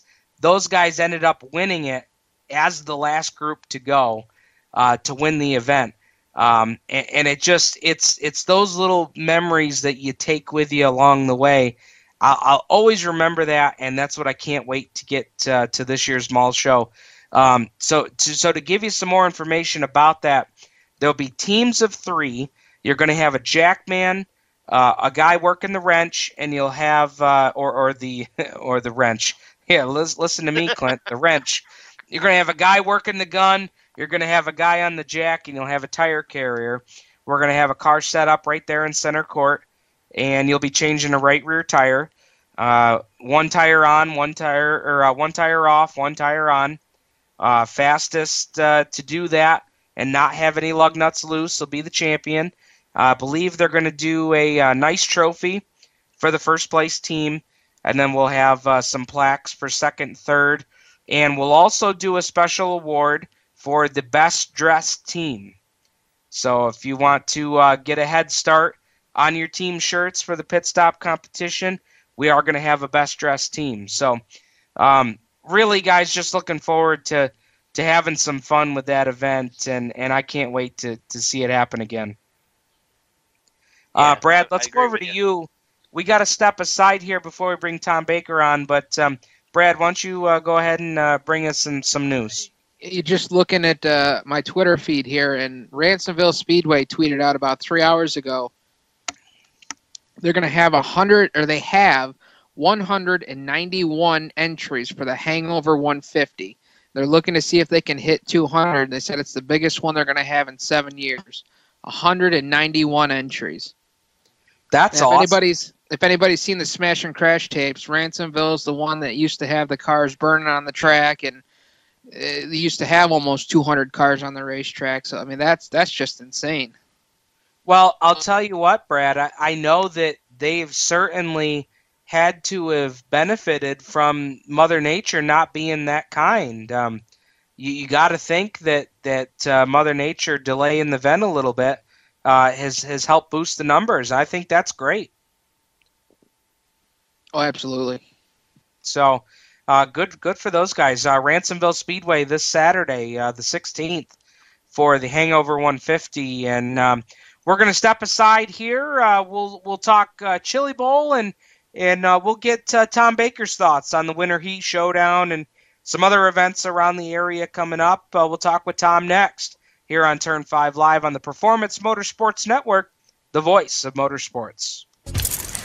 Okay, so Sarah, I'm dropping you off at Emily's? Yep. And Josh, you're going to? Soccer, Dad. Soccer practice. Right. Oh, by the way, I just wanted to let you know when I pick you both up, I'll be wearing my short shorts. What? No! Yep, and my dorky dad hat, and I'm gonna do my dad dance for all your friends. They'll love it! Seriously? Why? Because I like my short shorts. Of course, I could be talked out of it if you guys would just buckle up your seatbelts without giving me a hard time. It's important to get your kids to buckle up for safety, no matter what it takes. And sometimes, all it takes is your parental powers of persuasion. Okay, we're buckling up. See, all buckled. Good choice. I'll just have to do my dad dance at dinner time. What? No! Do what you have to make sure your kids are wearing their seatbelts, even on short drives. Never give up until they buckle up. A message from the National Highway Traffic Safety Administration and the Ad Council. Visit safercar.gov/kidsbuckleup for more information. If you're a gearhead and you just can't get enough of your favorite motorsports on that channel on the cable, or you look at that Guy network and you just go, what does that have to do with me? We have the answer. Performance Motorsports Network. Right here on the internet. The best cruising tunes, the best in motorsports programming, and the best shows. We have opinionated hosts, and we like it that way. If you want to get involved, if you want to bench race, be listening for information coming up soon right here on this channel, the Performance Motorsports Network. Your source for motorsports. Creekside Entertainment is the official DJ, photo booth, and uplighting company of Turn 5 Live and the Performance Motorsports Network. Stuart Ovens and his staff at Creekside Entertainment are professional and experienced with events of any type. Creekside Entertainment specializes in wedding packages that are affordable and fun, and they are ready to serve you with the most up-to-date music and karaoke selection. If you can sing it in the shower, you can come out and sing it with Creekside Entertainment.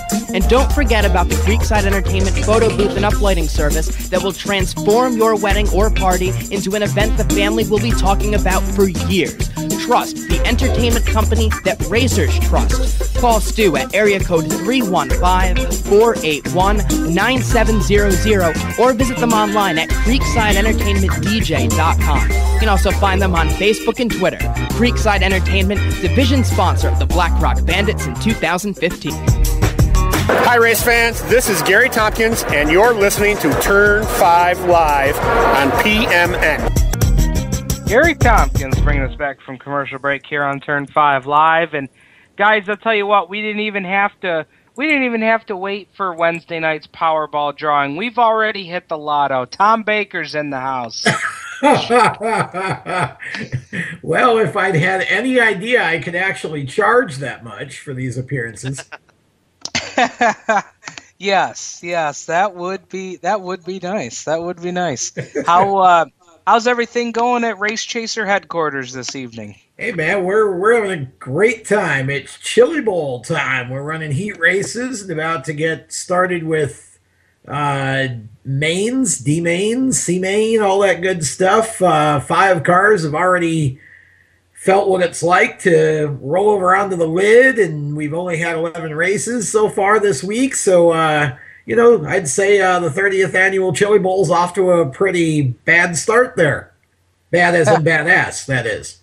That's right. We're always loving the Chili Bowl. It's a pretty BA thing to talk about. And guys, I don't want to interrupt our time with Tom here, but I just want to throw this in there. You talk about guys being BA. How about Glenn Stiers upside down in his heat race, transfers from the D to the rear of the C main? How about it for Ashwegan Speedway's owner and promoter? Wow, that's awesome. I hadn't got the finishing update yet. That's great because he's passed a lot of cars there. Yeah, he had to start at 8th in the first D main, came home in 2nd, so he'll transfer to the rear of the C. Just had that come across the wire here. But, Tom, give us a little update on everything that you guys are following with the Chili Bowl here recently. Well, like I was saying, it's interesting to me that we've already had cars roll over, and I guess everybody's been okay, but just kind of off to a strange start in some ways. But you know what? Looking just at some of the heat race finishes, we've been working with our partners at 3 Wildlife to try to keep up with the updates. And looking at 3 Wildlife's Facebook page right now, that just looking at the heat winners. I mean, if you just pay attention to some of the heat winners, you got Alex Bowman. Who would have thought? I mean, there's a guy who we talk about on the NASCAR side of things, but has a history on the dirt, and he got the win in Heat 11. I noticed that Doug McCune was 4th in that race, and Ty Halsey finished up in 6th. And just looking at some of the other guys that have done pretty well in the heat races, Zach Dahm getting the win, the big Power Eye racer, the 5D, got the win in heat number 1. And just looking at this, some of these guys, Darren Hagen getting a 3rd place in his heat, Spencer Baston picking up the win in heat number 3. Of course, Kyle Larson coming home 2nd. I think he drove from 7th, I think, to 2nd place in his heat. Chase Briscoe picking up a top 3 finish in his heat as well. He's actually driving for Cole Custer in the 00 car. And how cool was it that Kevin Thomas Jr., after having the motor problem yesterday in Kevin Swindell's car, Kevin Thomas, a loaner motor, picking up 2nd in his heat behind Dustin Morgan and Joey Saldana 3rd. Just some of the guys that I was kind of wondering how they were going to fare in their heat races, and came out on the pretty good end of the stick. Dylan Welch also getting a heat win, and not a lot of people talk about him, but Dylan is a young driver who's probably as much known right now for his skills as an announcer. It's growing, but he's really done a great job, and I think he's going to be a threat. Tom, we're talking Chili Bowl, and we started to mention some of the NASCAR drivers that are having some success. I don't know that we've ever kind of gone in this route of a conversation with you before, but you bring a good perspective of the NASCAR world as well as the dirt world. I was listening to some things on some talk radio earlier this week about the NASCAR guys going and running these dirt races. As far as the Chili Bowl is concerned, if you were a team owner that had a driver going to compete, Kyle Larson, Casey Kane, Alex Bowman, are you on pins and needles this week watching these guys fly around the dirt track? In terms of, you mean, for example, in terms of fearing that they might get hurt or something? Something of that sort, yeah. I think that was the direction they were taking that conversation earlier this week. And, of course, all the dirt fans got all rustled up because they took it as, don't talk bad about our dirt track racing. But then you had the NASCAR particular fans that said, well, hey, this driver – races on Sundays to pay the bill. I mean, we've had this conversation before, but I'm interested in your perspective on that.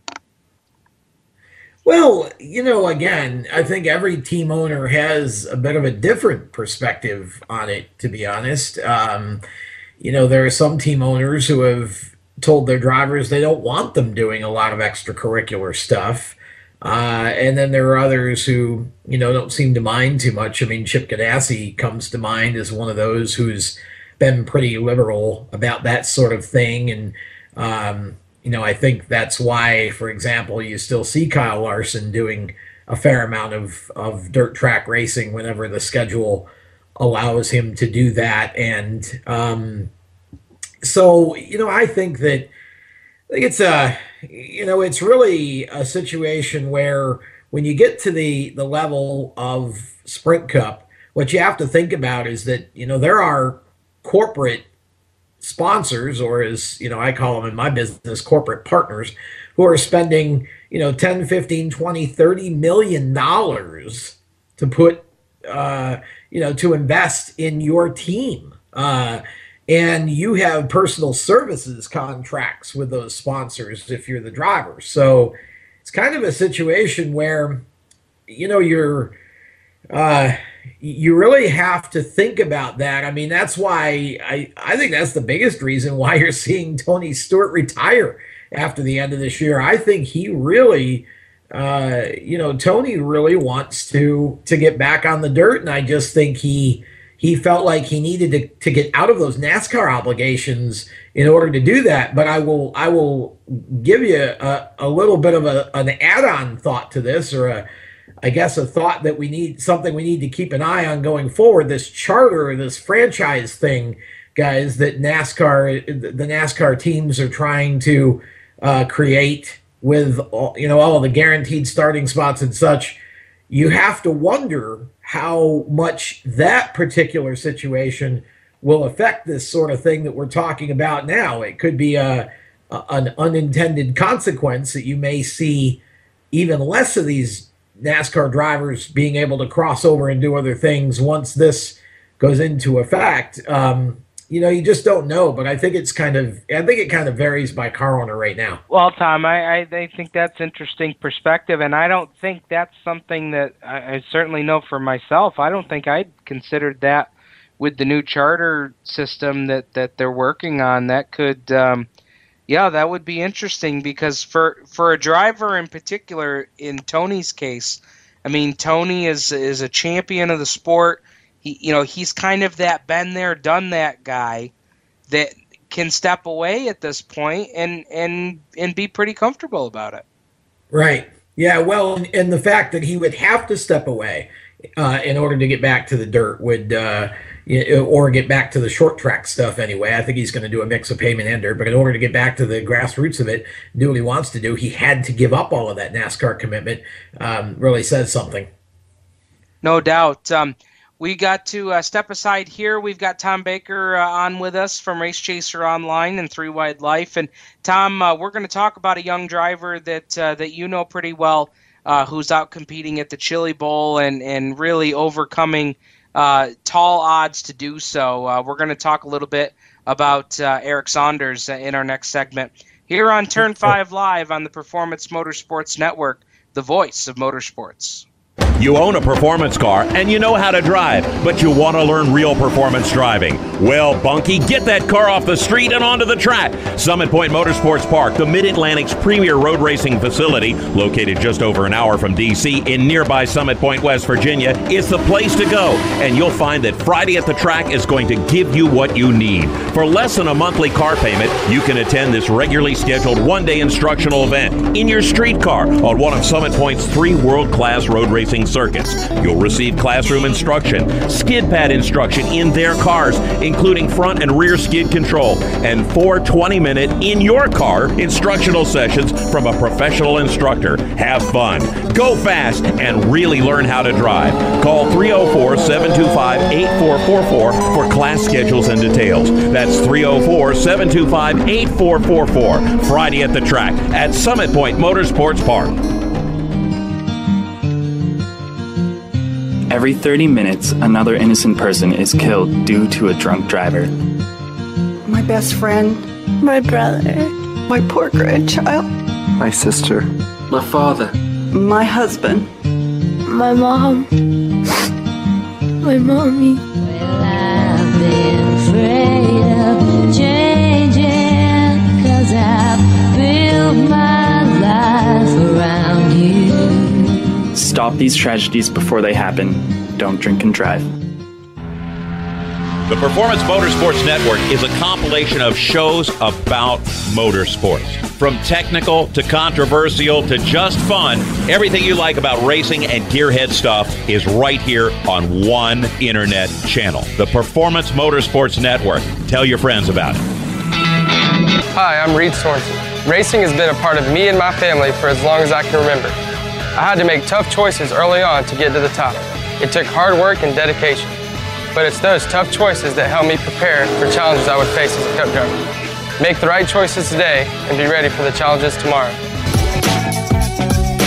Hi race fans, this is Daryl Ruggles and you're listening to Turn 5 Live on PMN.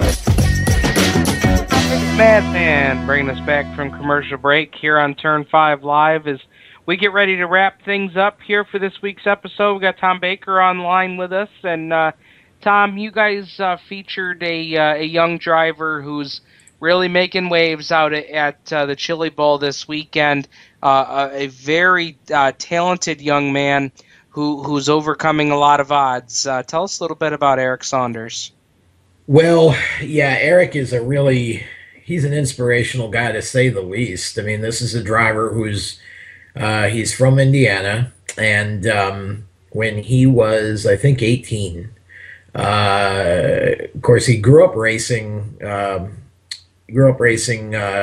motorcycles, BMX racer. When he was 18, he had an accident, and it was out on his practice track in his backyard, and ended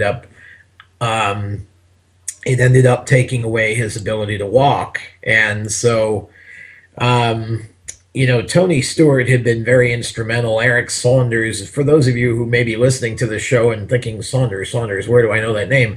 If you're at all familiar with the Oswego Speedway or Hoosier Tire at all, Irish Saunders, who is, one of the executives at Hoosier Tire, that's Irish's son, oldest son. And Tony Stewart had been helping Eric out since the beginning of his career, and when Eric got injured and once things kind of got settled down a little bit, and he realized what his fate was, more or less, he was determined to get back in a race car, or to get into a race car. And so long story short, there were several people that came together to retrofit a micro sprint, of all things, with hand controls and such. And Eric got in this car, and for the last few years has been racing it, and actually has picked up a couple of wins with the micro. And he has a hashtag that he uses, and it's become his t-shirt slogan too. I can, I will. He's a very positive thinking kid, very always motivated, just doesn't let his situation get him down. He's determined that he's going to achieve as much as he can with his life, and he's gotten an opportunity to take on the Chili Bowl. He and his younger brother Garrett both, and I think Garrett's up tomorrow night in the qualifying rotation, and I think Eric is Thursday night, if I'm not mistaken. I don't have the list in front of me, but he was on the show last night and just really, really excited, just so thankful to be able to do this. And he's very conscious about his his position in relation to his fans, and the fact that he is a role model for a lot of paraplegics and people of all ages with challenges. And when you see somebody like this who's able to overcome those challenges and who does not let himself be stopped by his challenges, it's just amazing. And he's such a superb young man. I mean, I don't think there'd be a dry anywhere in the Midwest if this kid wins even a heat race, or is even able to to make it anywhere close to the top 24. Just for him to get out there is an amazing feat. But I asked him about his situation. He said, "Look, it's really kind of simple. We're the same until the point where you put on sneakers, and I get in a wheelchair." And he just doesn't let it stop him. It's amazing, to know this young man. And I would encourage everybody to go find his Facebook page, Eric Saunders, ERIC Saunders, SAUNDERS. Just find his Facebook page and follow him. It's an amazing story to follow, and it's stories like his, and stories like Kevin Swindell coming back as an owner and putting Kevin Thomas Jr. in the car. Those are the stories that make a race like the Chili Bowl special, and make it worth spending all that money to be watching stuff. Yeah, you got that right. And we took a look at the lineup, and you were right, Tom. Garrett does qualify tomorrow night at the Chili Bowl, Eric's brother, and then Eric, of course, will qualify on Thursday night. So if you're looking for a story to follow this week that doesn't involve a NASCAR driver or guys that have won the Chili Bowl before, those two guys right there, Garrett and Eric, two guys to watch this week. Well, I was going to say one thing about Eric's effort this week too. He revealed to us on the show. I didn't know it until he talked to us last night on Motorsports Madness, but he's being crew chiefed by none other than the Munchkin Master, Mike Fedorchak. And to have somebody with that experience and that knowledge, engineering your effort at a race like the Chili Bowl, the guy who built all of those Munchkin cars, midgets that are so famous, including the one Tony Stewart still has, which I think you'll see back out of mothballs when it comes to the Rumble in Fort Wayne at the end of this year, because I think Tony will be in the lineup with it. But pretty amazing to have somebody of that stature helping you out. And like I said, it's just been a cooperative effort of a whole lot of people to get him where he is. I do like that nickname, Munchkin Master. The Munchkin Master. I think at one point Clint Miller had the nickname the Munchkin Master, but it had a little something to do with Dunkin' Donuts. I'm not sure. Wow. Wow. What have I done tonight to deserve this ridicule? I just had to make sure you're still awake over there, my man. Oh, yeah. I'm listening to the knowledge that Tom Breaker brings to the show.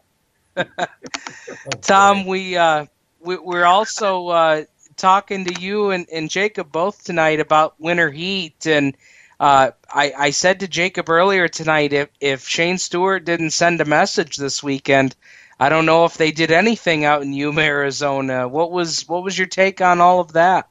He was cuckoo for Cocoa Paw, wasn't he? I mean, that's just that was an amazing week. I mean, when you start a season off that way, you make a statement. Now, you went there on Motorsports Madness and predicted him to win the World of Outlaws title. Whoa! I don't know. I don't know if I can quite buy into that, but I definitely think that Shane is certainly off to a competitive start. I mean, this is a team that, if it weren't for Donnie Schatz, which the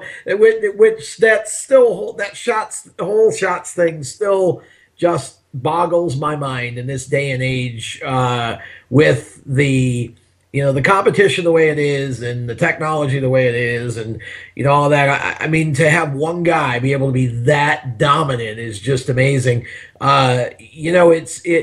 It's one of those situations I've seen a number of times where a guy like Schatz will come out of the box for some reason. They just lose something and they get into a rut and they start out thinking themselves, but it's going to take something like that for anybody to knock him off the throne, because as long as he keeps running the way he is, I as much as I like Shane and I would love to see that team do well, I just don't see anybody.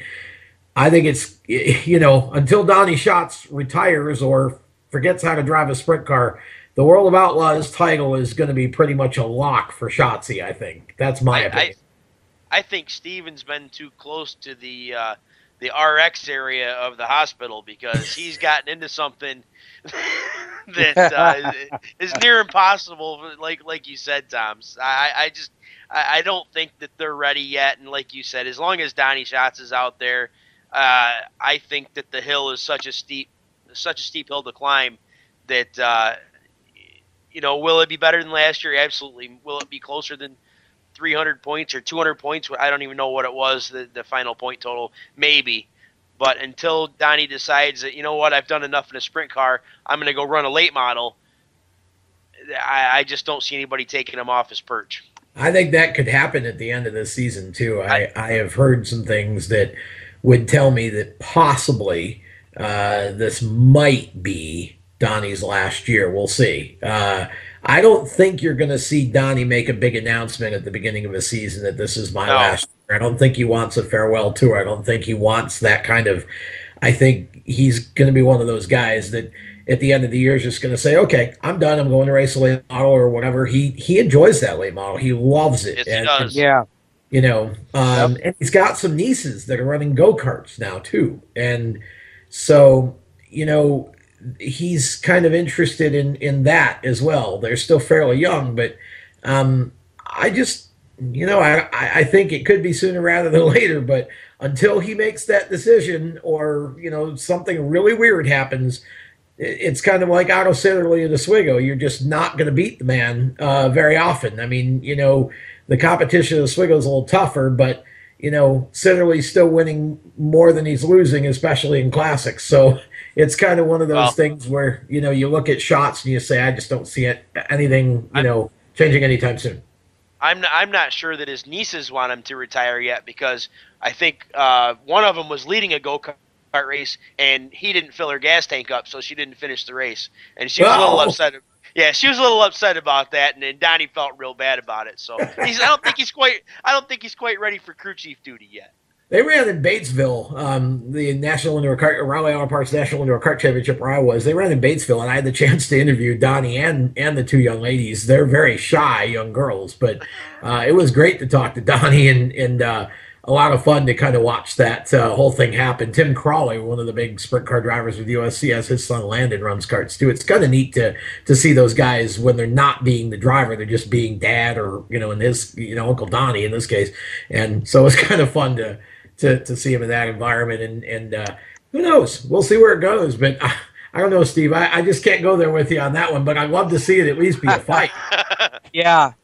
Guys, 30 seconds or less here. Who's the driver we're going to be talking about on Sunday morning as the Chili Bowl winner? I'm going to go to Tom first. 2 words. Rico Abreu. All right. Clint Miller, go to you next. Okay, I'm gonna go Christopher Bell. Okay. And Brad, you sticking with your pick? Kyle Larson, all the way. All right, there you go. I'm going with my entertaining guy. He's either going to win it, wreck it, or fist bump it out. I'll go with Slammin' Sammy. Well, guys, good stuff tonight. I want to thank Tom Baker. Thanks again for coming on tonight. Always helping us out. You guys had a great show tonight. It's been fun to listen to. I want to thank Jacob Seelman as well from RaceChaserOnline.com for joining us on the program tonight. We're going to have a lot of news and notes for you next Tuesday night right here on Turn 5 Live on the Performance Motorsports Network, the voice for motorsports.